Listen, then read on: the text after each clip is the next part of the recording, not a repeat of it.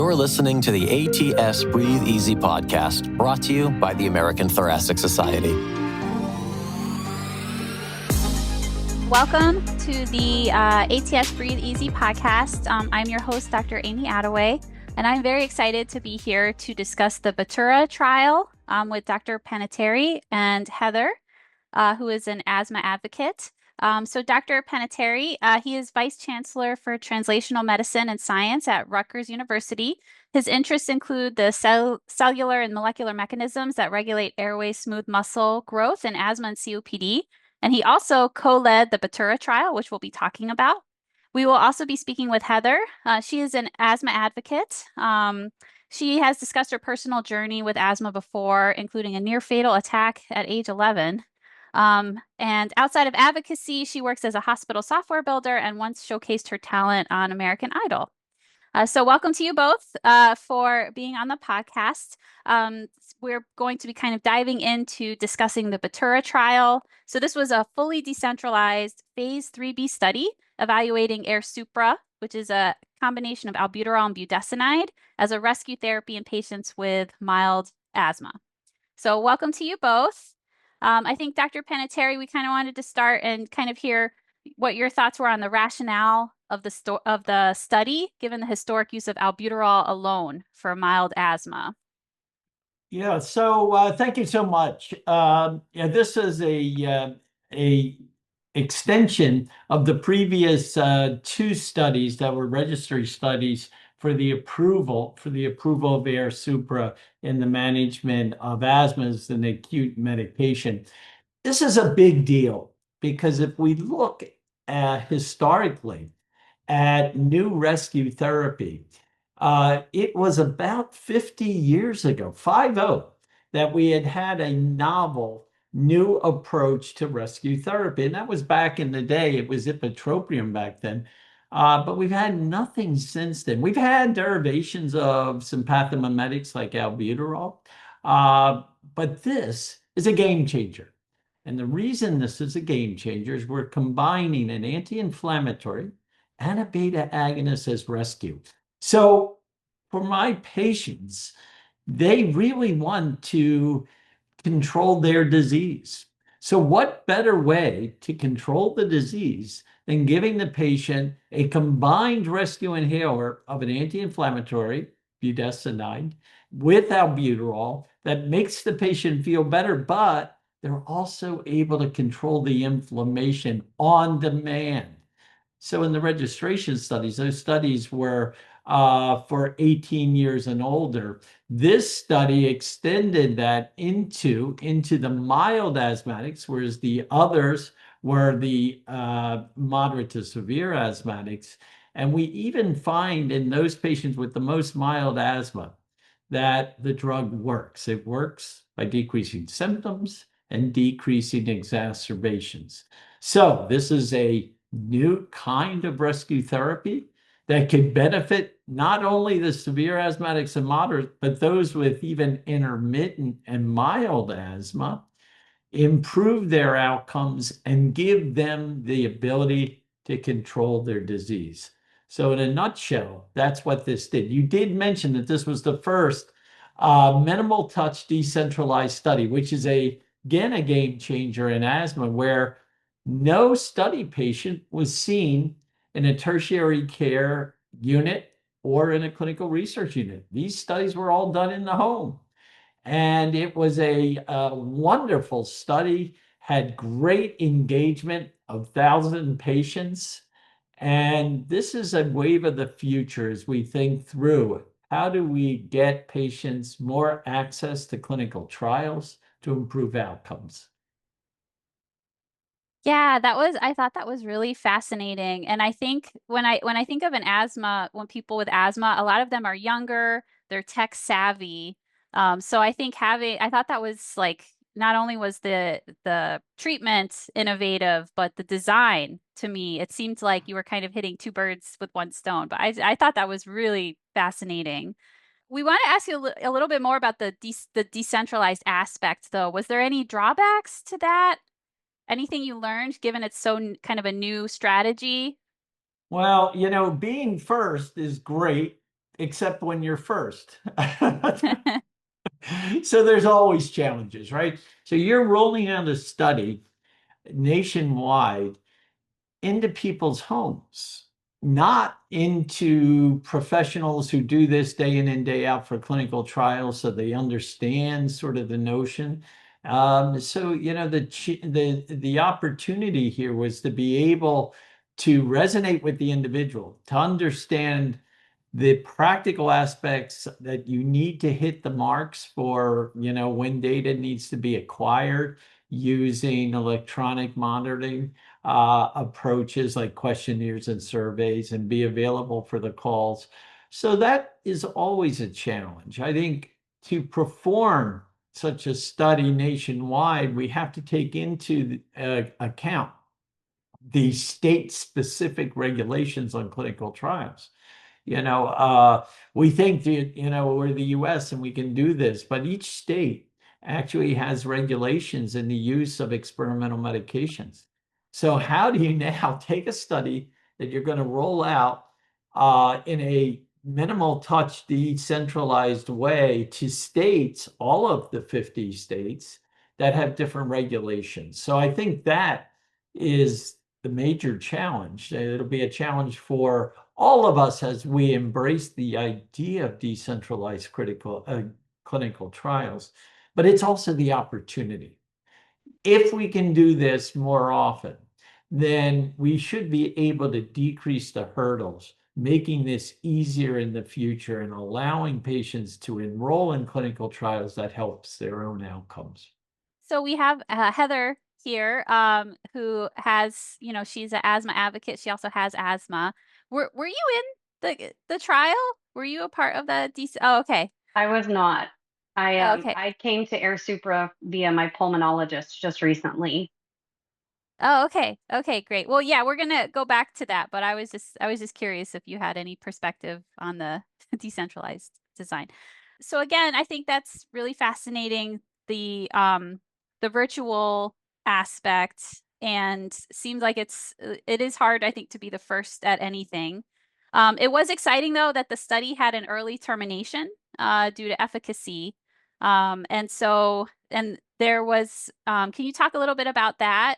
Like how it's Yeah, so many times when you do clinical trials, and I've been involved, fortunately, in many of those, you have to go through the entire length of the study and complete it, and then sort of lock the database, and then examine the outcomes and see, were you better than standard of care, right? In this case, it was a comparison to albuterol versus albuterol budesonide, that is AIRSUPRA. But in some instances, we get it so right, and we have such stunning outcomes, that it's hard to randomize patients to a drug that could be inferior. In this case, it was albuterol compared to AIRSUPRA. So, the study had an early stop because the data was so stunning. I wish every clinical trial was like that. We get it right, not all the time. Our studies stopped. But in the past decade, there's many studies where the therapy was so profoundly better than standard of care versus placebo that it was unethical to continue to enroll people in the placebo or the standard of care arm, because you got a drug that works so well. So that was really refreshing, exciting. And it even showed an improvement in outcomes over the phase 3 study that compared albuterol to albuterol budesonide combination. So not only did we show efficacy early, but we showed an efficacy that was actually a bit better than that was seen in the phase 3 trials. This was a slam dunk. It was really exciting, and patients are going to benefit. Mm-hmm. Yeah, and I think we were gonna talk about how the implications for patient care and maybe also the asthma guidelines. But I think so. Heather, can you talk a little bit about like your journey? How you said that you were prescribed the medication, and how it's been for you? Sure, I'm a lifelong asthmatic. So I've actually been asthmatic technically since birth, but back in the 80s, they did not diagnose right away. So I was diagnosed in 1990 at age 5. So my journey has been a really long one because I'm about to be 40. And I just recently came to AIRSUPRA, and it was the first medication that a pulmonologist said, it's going to do this for you. And it actually did it. And so I was just blown away because when you're used to your asthma being a certain way and behaving a certain way every year, and you know what to expect every year, it's kind of, it's almost, you don't want to hope for better when this is just the norm. So when I got this inhaler and things became better, I was shocked, knowing that I made it through one of the Texas flare-up seasons and I did not get sick. That was the first win in my category, and I have check boxes of my little categories of wins. And to me, that was like exciting because, you want to be part of life. And as an asthmatic, sometimes you feel like you do live life on the sidelines. And this was the first time that getting a medication that allowed me to be part of the fun instead of on this side was just wonderful. And hearing Dr. Panettieri, what you said about how wonderful it was for everybody in the clinical study, I can only echo those sentiments because from the first day, the first time, it was different, and it was different in a great way. And so I've been excited to continue to take it, and I'm actually excited to tell people about it because whether you think your asthma stuck in a rut and you've been on the same treatment plan for so long, really just take that step. I was a little nervous to take that step, and I'm really, really glad I did now. How important is it for you to be able to control your disease on demand? You're controlling it. You've been told to take your maintenance therapy, right? Day in and day out. But the maintenance therapy can only control some of the symptoms, especially when you approach seasons where there's a lot of triggers or you get a viral infection. Knowing that your rescue can now affect the change on inflammation, whereas before it was a Band-Aid, does that feel better to you also? Not only to me, but to my whole family. I do have children, and my children, quite frankly, used to watch me go to the ER, go to the hospital. They've seen me admitted more times than I care to admit sometimes.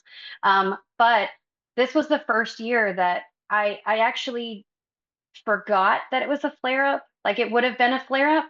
And we were out walking, and I said, it's March. And my husband looked at me kind of funny, and I said, I didn't get sick. And it was the first just like realization, just this moment of clarity. And it was so nice to not have my son and my daughter look at me with sad eyes anymore. And so for the first time, it felt like, mom can be who's mom's supposed to be. And this has just been a life changer for me. So yeah, it's definitely nice to not be Heather with asthma, but be, yeah, I have asthma, but Heather's in control of it now. Oh, that's wonderful. Good for No, and I think especially thinking about how it impacts your family, how it impacts your kids. And I think I think a lot of times we're so worried about other people, right? But then it turns out like how much your kids can be impacted or they can internalize things. So no, that's wonderful to hear. I do think were you prescribed the medication by your pulmonologist, or was it your primary care? It was my pulmonologist. Okay. I had just recently switched to a new pulmonologist as well. Mhm. And usually that is kind of scary for me because when I walk in, sometimes they say, let's try to spin the wheel on meds for you. And when he said this, I kind of looked at him and he said, no, trust me, this one's got really good, trials. It's got really good ratings. Patients are saying wonderful things about it. And I said, I will trust you. And so I took the medication, and it's been almost a full year now. And I don't want to look back at this point. I don't want to go back to my little red inhaler that we all know and love.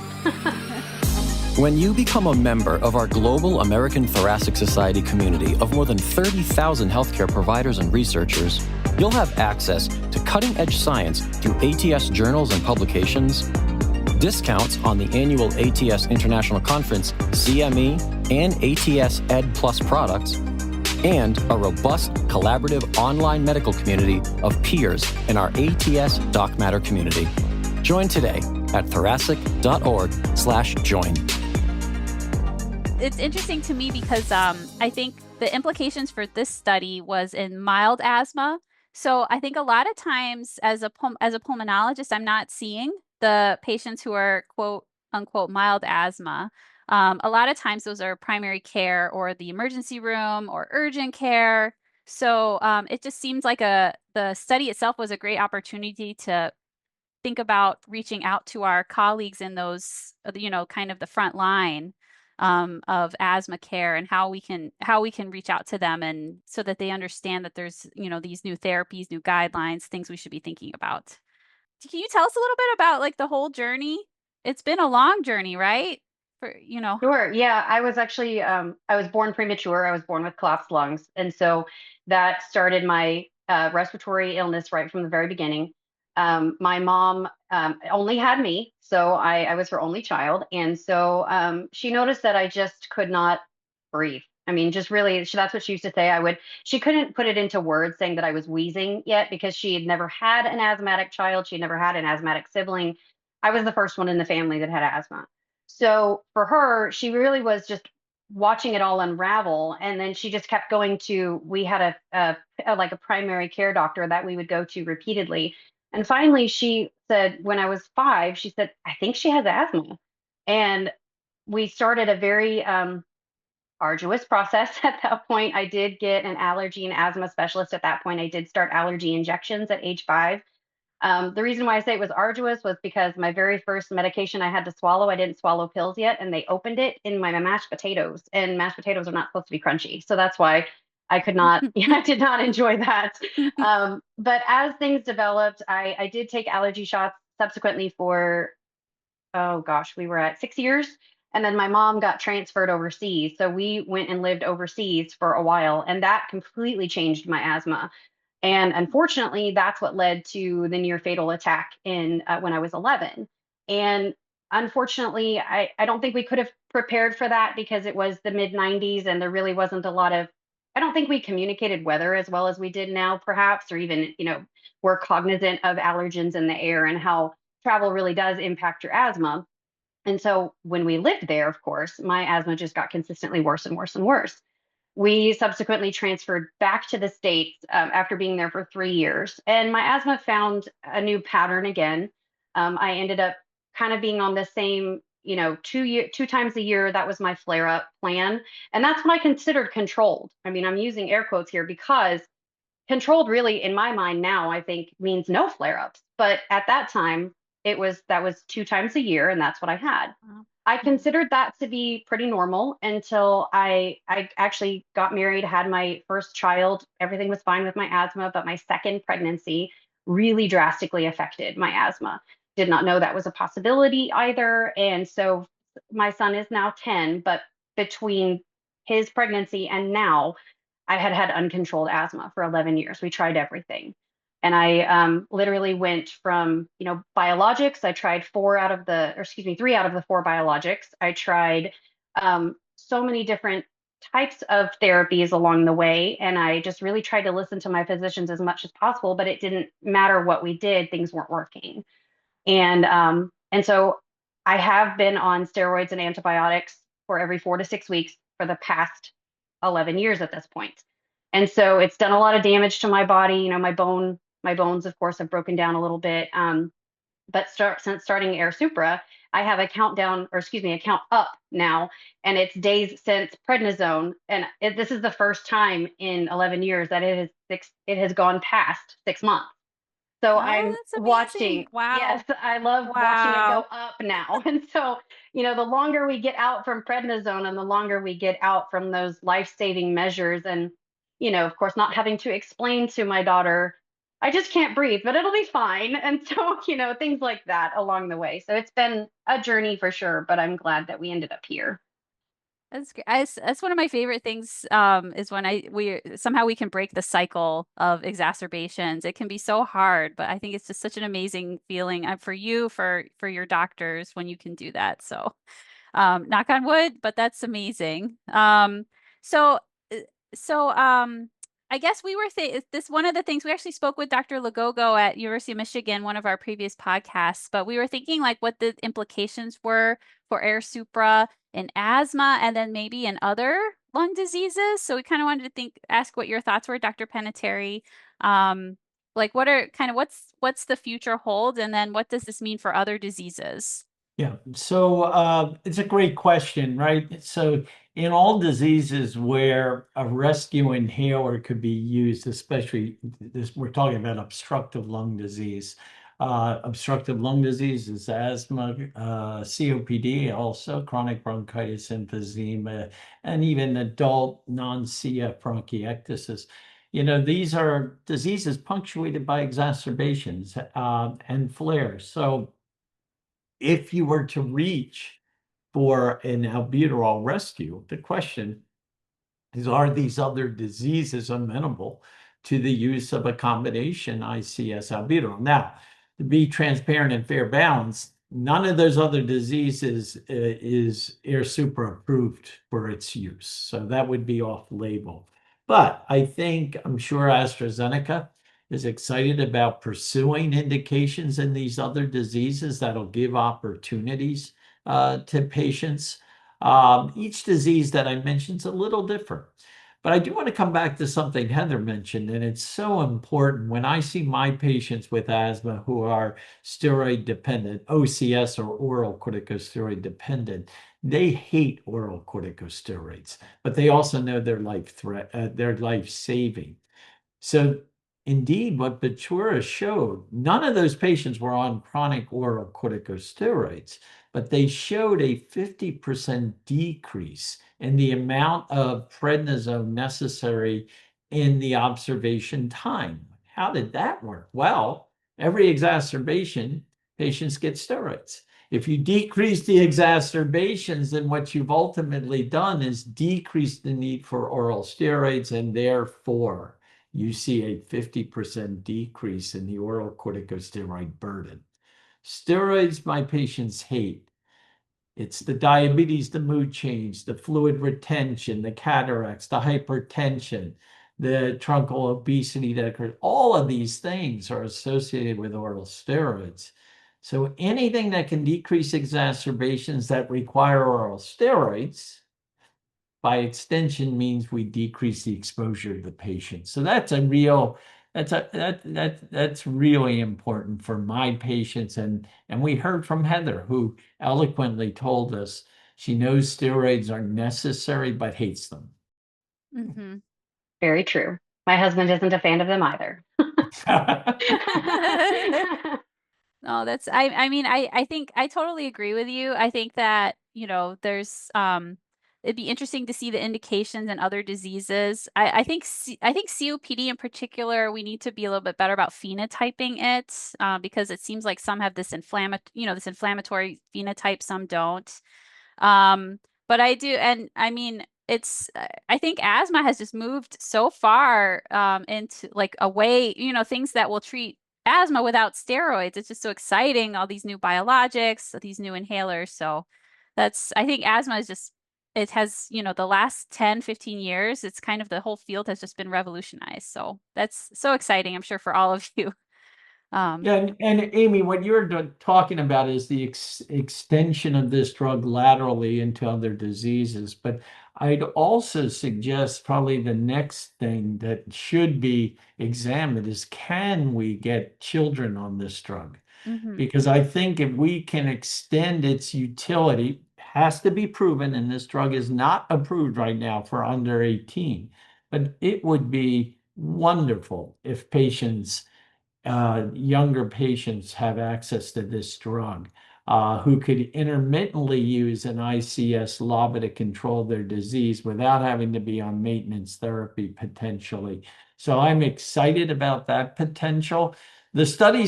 All the studies were done in 12 and above, but the studies weren't powered to be able to determine efficacy in the 12 to 18 group. So that is, AstraZeneca can't claim to have an indication or utility in that group. So studies have to be conducted, but I'm confident that those studies will read out positively so that our patients, our children with asthma can benefit from this rescue inhaler. Mm-hmm. Yeah, I think next step. Oh, go ahead. Oh, sorry. I was going to say, I have to admit that does intrigue me. My son has asthma and he is 10 and he does take a maintenance inhaler right now, but I believe he would be so much better off if this was accessible to him. And so I feel like he's going to outgrow it, Lord willing. But I do think, he wants to get on with his life too. And so he's been slowed down a couple of times, thankfully not nearly as badly as I have. But I would be very interested to see how AIRSUPRA can affect the younger guys now, because I don't know, he's there. Mm-hmm. And I think for you, so you've kind of been on this journey, you kind of know what to look for, you know how to help him. And so that's wonderful. Yeah. Yeah. That's what my physician that took care of me during that pregnancy, each time that I got pregnant, I hoped that my child would not have asthma. And she said, you know what, if they are though, you're the single best mom to take care of that. And I didn't think of that at the time. My daughter did not have asthma, but when he did, and I spotted it immediately, and he received a fire truck nebulizer for his first birthday, I realized that he had it, and I was able to spot it. And so we've kept him. He's never been admitted to the hospital. He's always been, pretty controlled. He's only had 2 rounds of steroids his whole life, and we're in a good spot with him. But yeah, it'd be very interesting to see how AIRSUPRA can help the kids under age 12. Yeah. I think, and then also that 12 to 18 age, seeing if it will be approved for them too. Yeah, definitely. I just want to thank you both for giving your time to the podcast, Dr. Panettieri and Heather. Heather, thank you for telling us about your journey. And I think we've seen so many people improve the last 10, 15 years in their asthma therapy. So I'm just so happy that yours has improved as well. So, and thank you, Dr. Panettieri, for giving us your expertise and how the study design was a really fascinating study. So thank you both for participating in the podcast. Thank you for having Heather, me. thanks so much. That's really brave to stand up. You're a true hero. Thank you. Oh, thank you. And I just from an old asthmatic standpoint, I really loved hearing how the clinical trial went. That was really fascinating for me. So that was really fun. Thank you so much for having me. I appreciate you both. Thank you for joining us today. To learn more, visit our website at thoracic.org. Find more ATS Breathe Easy podcasts on Transistor, YouTube, Apple Podcasts, and Spotify. Don't forget to like, comment, and subscribe so you never miss a show.